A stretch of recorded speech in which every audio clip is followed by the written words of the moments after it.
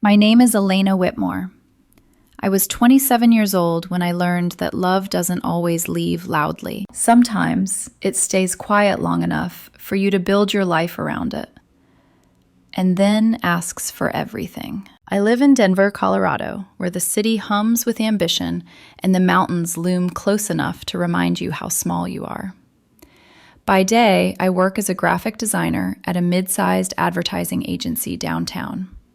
By night, I freelance, chasing deadlines and creative breakthroughs that make my portfolio stronger and my bank account just stable enough to breathe. If you told me 3 years ago that I'd walk away from my own wedding in a white dress, I would have laughed and ordered another latte. But abandonment has been shaping my decisions long before I ever put on a veil. I was 9 when my father disappeared. Not dramatically, no fight, no slammed doors, just silence. My mother, Sarah, found out she was pregnant, and within weeks, the man who promised to love us both vanished. No goodbye, no child support, just a forwarding address that led nowhere. After that, it was just the two of us in a small 2-bedroom apartment in Aurora, living off her nursing salary and boxed mac and cheese. She tried to make it feel like enough. Cancer didn't give her that chance. By the time I was 16, my mother was gone. Aggressive, fast-moving, unforgiving. I remember holding her hand in the hospital, listening to the machines breathe for her, while she whispered stories about brave princesses who saved themselves. After she died, those stories became my religion. I moved in with my Aunt Linda, my mother's older sister, who took me in without hesitation and without complaint. She worked long hours, sacrificed quietly, and never once made me feel like a burden. But even then, I learned a dangerous lesson early. If you want security, you build it yourself. College was my escape route. A full scholarship to Colorado State University, graphic design. While other girls worried about spring break and relationships, I worked part-time at a print shop and spent nights in the design lab, fueled by vending machine coffee and stubbornness. Love felt optional. Independence didn't. After graduation, I climbed slowly. Unpaid internships, low-paying junior roles, freelance gigs that barely covered rent. I told myself I'd be fine alone. A studio apartment, maybe a dog someday. Plants I'd probably kill. Then, on a suffocating July afternoon at a networking event downtown, fate decided to interrupt my carefully controlled plan. I was holding my 3rd cup of coffee, trying to work up the courage to approach a potential client, when someone bumped into me hard enough to send my portfolio sliding across the floor. "Oh, I'm so sorry," he said, already kneeling to help me gather my work. "I swear I'm usually more coordinated than this." That was Trevor Hamilton. He was 29, a project manager at a renewable energy firm. Kind hazel eyes, a smile that didn't rush you. He asked real questions about my work, remembered details. 3 days later, he texted and showed up at my office with my exact coffee order. Medium oat milk latte, extra shot, cinnamon. Trevor didn't chase. He stayed. When I pulled back, he gave space without disappearing. When old fears surfaced, he listened instead of fixing. He left notes in my car, took me hiking, sat with me on my tiny balcony while the Denver skyline glittered like scattered diamonds. For the first time since my mother died, I felt safe. 8 months in, at Red Rocks Amphitheater, he proposed. Sunset bleeding amber and rose across the sky. He dropped to one knee, hands trembling slightly as he pulled out a simple solitaire ring. "Elena," he said softly, "you make me believe in us. I want a life with you, whatever comes." I said yes, not because the fear was gone, but because I trusted him to stand with me when it returned. The ring fit perfectly. My Aunt Linda cried when I called her. "Your mom would be so proud," she said. I believed that too. What I didn't know was that safety built on silence isn't safety at all. And Trevor came from a family that had perfected the art of quiet control. If love had warned me, it did so quietly. Trevor's family lived in Cherry Hills Village, one of those neighborhoods in Denver where the gates close slowly and deliberately, as if testing whether you truly belonged inside. The houses weren't just large, they were deliberate. Circular driveways, manicured hedges trimmed with military precision, luxury cars parked like trophies. I'd heard Trevor mention his parents before, always briefly, always with a tension around his eyes. My mom can be particular. My dad's very traditional. Whenever I suggested a casual dinner or dropping by, he'd redirect. Thai takeout, hiking plans, anything else.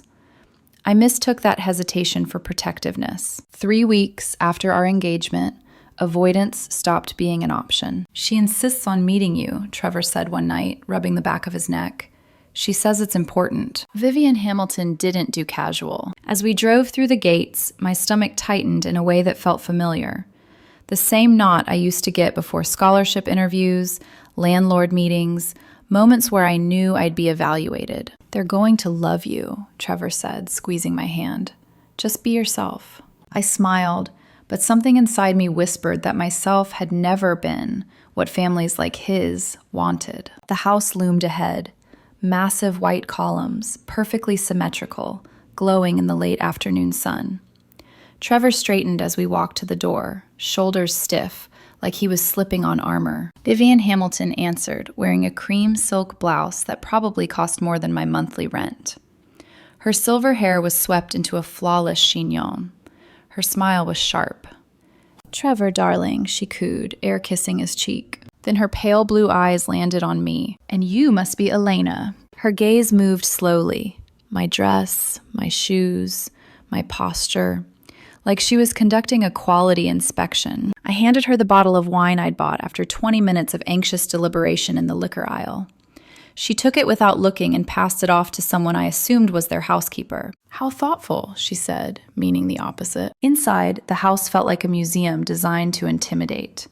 Marble floors that echoed every step, crystal chandeliers frozen mid-sparkle, oil paintings of stern ancestors staring down from gilded frames. Richard Hamilton sat in a wingback chair, newspaper in hand.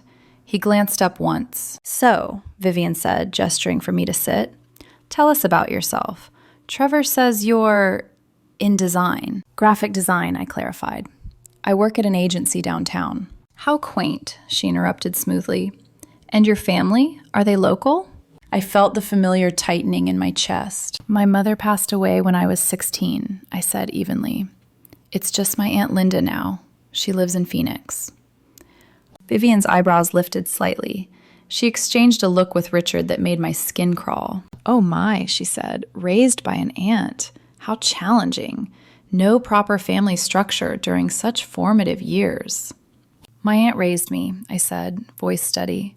"She did an incredible job." "Of course," Vivian replied, smiling thinly.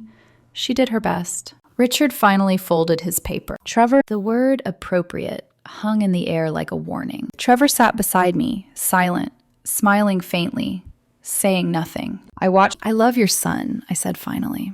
"That's what matters." Vivian laughed, light, brittle. "Love is lovely, dear, but marriage is about responsibility. Standards, suitability." "They weren't that bad," Trevor said later, driving me back to my apartment. "They're just protective." "They implied I wasn't good enough," I said quietly. He sighed. "They didn't mean it like that." And he hadn't stopped them. Wedding planning became a battlefield disguised as tradition. The venue I loved, Denver Botanic Gardens, was acceptable only because it was neutral. The rehearsal dinner had to be at their country club. My college friends were questioned as bridesmaids. My job was discussed like a phase I'd outgrow. "It's just one day," Trevor kept saying. "Let's keep the peace." 3 weeks before the wedding, during a dress fitting, Vivian crossed a line that couldn't be smoothed over. "Once you're married," she said casually, watching my reflection, "your priorities will change." "I'm not quitting my job," I replied. "Oh, not entirely," she smiled. "But late nights, weekend projects, those won't be appropriate. Trevor needs a wife who supports his advancement." That night, I cried into my Aunt Linda's voicemail. Something was wrong. But love has a way of asking you to ignore instincts, right until it demands everything. If there's one thing people don't tell you about weddings, it's how quickly joy can turn into negotiation. Not loud arguments, Not dramatic ultimatums, just a slow erosion of what you thought was yours. By the time we were 2 weeks into planning, the wedding had stopped feeling like a celebration and started feeling like a performance I was being coached through. Every decision came with an invisible checklist I didn't have access to. The flowers were a bit rustic. The guest list was too casual. My aunt's role needed to be kept tasteful. Tasteful, in the Hamilton vocabulary, meant controlled. Trevor tried to soften it. He always did. They just want the best for us. They're paying for most of it. It's tradition. I reminded myself that compromise was part of marriage, that families blended awkwardly at first, that love required patience. But patience, I was learning, was something only I was expected to provide. When I suggested the rehearsal dinner at a small restaurant near my apartment, the one where the owner knew my name and always slipped me extra bread, Vivian shut it down without discussion. "The country club is more appropriate," she said. "This is a Hamilton wedding." I swallowed my frustration. When I asked if my college roommate could be a bridesmaid, Vivian pursed her lips. Does she understand formal etiquette? I stopped asking after that. Trevor noticed my withdrawal, but misread it as stress. "You're overthinking this," he said one night, rubbing my back as I stared at a spreadsheet of vendor payments. "Once the wedding's over, things will calm down." I wanted to believe him. But the closer we got to the date, the more his parents' expectations expanded, and the more Trevor retreated into neutrality. Every disagreement ended the same way. "Let's not make waves. It's just easier this way. Can you just let it go?" I had spent my entire life fighting to exist without asking permission. Somewhere along the line, I had started shrinking again, quietly, unconsciously, because love made the shrinking feel temporary. The dress, fitting 3 weeks before the wedding, should have been magical. Instead, it felt like a warning. Vivian circled me slowly as I stood on the pedestal, the seamstress adjusting the hem. The mirror reflected a version of me that looked elegant, hopeful, almost fragile. "The neckline is a little low," Vivian said. "A wife represents her family." I nodded, jaw tight. Then she struck. "Elena, dear, we need to discuss your career." The room seemed to tilt. "What about it?" I asked. "Once you're married," she said smoothly, "your focus should shift. The Hamilton women have always understood that supporting the family's public role comes first." "I'm not quitting my job," I said immediately. "Oh, of course not," she smiled. "But late nights, freelance projects, that sort of ambition, it doesn't fit the lifestyle Trevor is stepping into." The seamstress kept pinning fabric like none of this was happening. "You'll be needed at dinners, charity events, business functions. A wife's availability reflects on her husband." That night, I sat on my couch in the dark and listened to my Aunt Linda's voice on repeat. "You don't owe anyone your life, Elena," she said gently. "Love doesn't ask you to disappear." The morning of the wedding arrived anyway. October sunlight filtered through the trees at the Denver Botanic Gardens, turning everything golden and unreal. Sage ribbons fluttered in the breeze. Cream roses framed the aisle. The mountains stood steady in the distance, indifferent witnesses. I stared at myself in the mirror. Satin dress, lace sleeves, pearl earrings that had belonged to my mother. For a moment, I believed this could still be okay. The ceremony was perfect. Trevor smiled at me like he always had. We exchanged vows we'd written ourselves. He promised partnership, support, protection. "I choose you," he said. I believed him. At the reception, guests laughed and clinked glasses. Friends from college hugged me. Coworkers teased me about honeymoon plans. For a fragile stretch of time, I forgot the tension, until I noticed Vivian and Richard near the bar. They were drinking more than usual, loud enough to draw attention. Faces flushed, voices rising. My stomach tightened. When the MC handed me the microphone to thank our guests, I barely had time to inhale. Vivian snatched it from my hands. The music cut. Conversations died.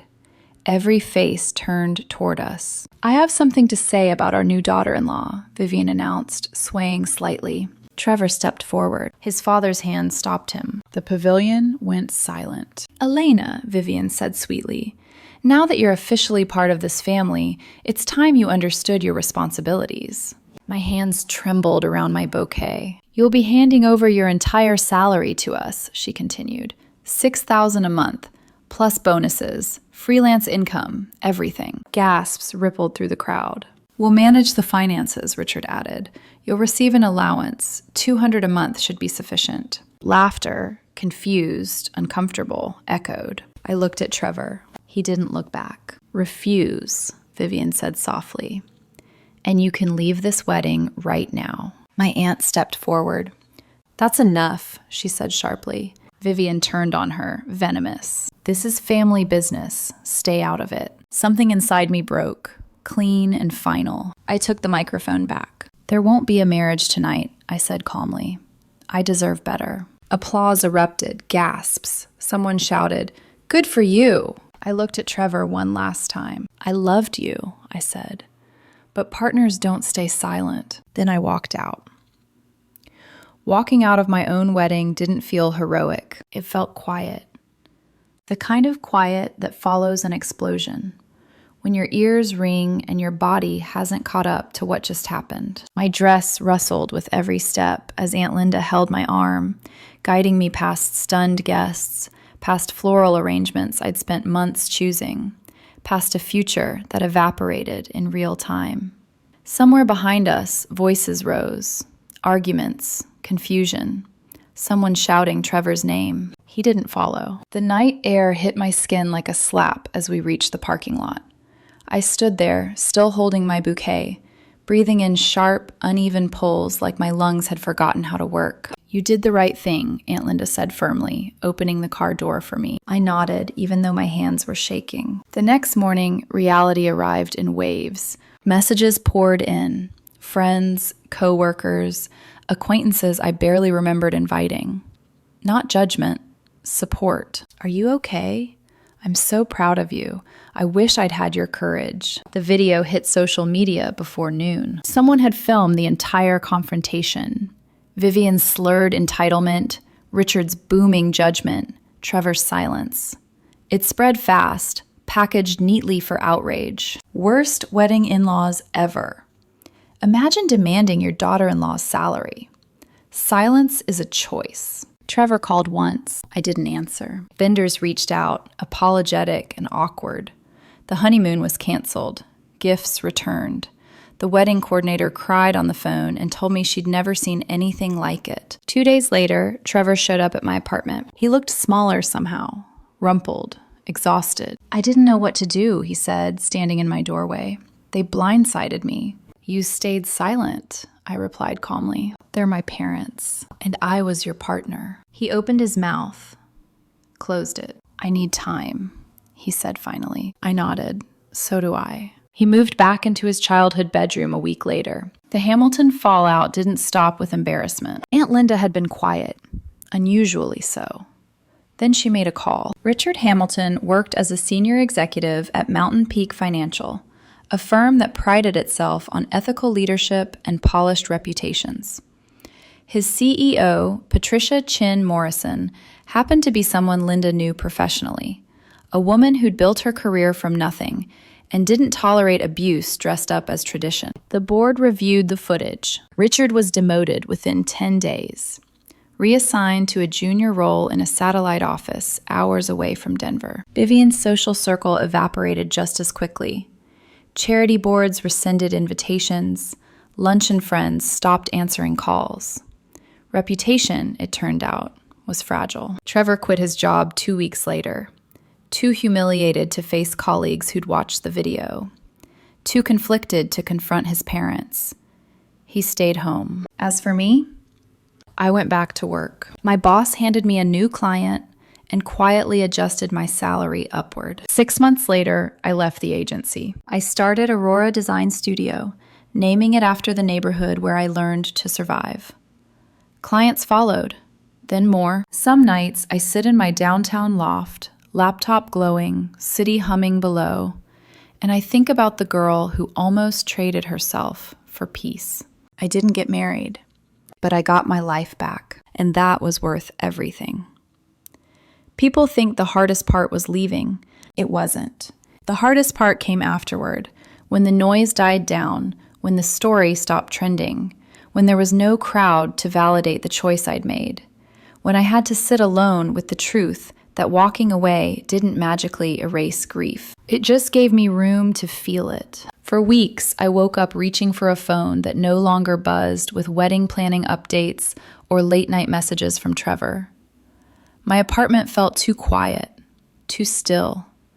I'd catch myself staring at the empty space where a wedding photo should have been, where a future had been carefully imagined and then dismantled in public. There were nights I cried without drama or sound, just tears soaking into my pillow, while I asked myself the questions no one else could answer. Did I give up too fast? Could this have been fixed if I'd waited? Was love supposed to hurt this much? Aunt Linda never rushed me through those moments. She'd call in the evenings, sometimes just to talk about nothing. The neighbor's dog, a show she was watching, a recipe she wanted to try. Other times, she'd let me sit in silence on the line, my breathing the only sound. "You didn't fail," she told me once, firmly. "You finished something that was wrong." Trevor tried again, quietly. An email this time. Long, careful, full of regret. He wrote about pressure, about growing up in a house where obedience was rewarded and conflict was punished, about not knowing how to stand up to his parents without losing them, about loving me but being afraid of losing everything else. I read it twice. Then I closed my laptop. Love that only survives when you're quiet isn't love. It's containment. The Hamiltons, meanwhile, continued unraveling. Vivian attempted damage control. Vague apologies to distant relatives, carefully worded statements about misunderstandings and private family matters. No one bought it. Invitations stopped coming. Her calendar emptied. Richard tried to pretend the demotion didn't bother him. But power, once lost, has a way of changing how people look at you. He aged faster, spoke less, shrunk inside suits that used to fit him perfectly. Trevor stayed. That was the part that broke my heart the most. Not because I wanted him back, but because I finally saw the truth I'd ignored. He wasn't choosing them temporarily. He was choosing the comfort of familiarity over the discomfort of growth. And I couldn't save him from that. Work became my refuge. I poured myself into projects with a clarity I'd never had before. No more apologizing for ambition. No more negotiating my worth. Clients noticed. So did my boss. 6 months after the wedding that wasn't, I resigned. I started Aurora Design Studio with a single desk, a borrowed printer, and a waiting list I hadn't expected. 3 clients followed me immediately. 2 more signed within weeks. The business grew quietly, steadily, built on the same principles that had always kept me alive. Work hard, be honest, don't make yourself smaller to be palatable. One evening, after a long day of meetings, I stood on my balcony and watched the city lights flicker on below. Denver stretched out in every direction, imperfect, relentless, alive. I thought about my mother, about the princesses she'd told me about, the ones who didn't wait to be rescued, the ones who walked away from towers built to keep them obedient. I wish she could have seen me that day, not in a wedding dress, but standing alone, choosing myself, with both hands shaking and my spine straight. I didn't get married. I didn't get the life I'd planned, but I got something better. I got certainty. Certainty that love should never demand silence as its price. Certainty that partnership means protection, not paralysis. Certainty that walking away isn't weakness when staying would cost you your soul. Sometimes people ask if I regret it. I tell them the truth. I regret almost believing that shrinking was the same thing as compromise. I regret ignoring the warning signs because the affection felt safe. But I don't regret leaving, because the moment I stepped out of that pavilion, in a dress I'd chosen for a future that wasn't mine, I didn't lose a husband. I lost a cage, and I walked back into my life. Not rescued, not broken, but fully, finally my own.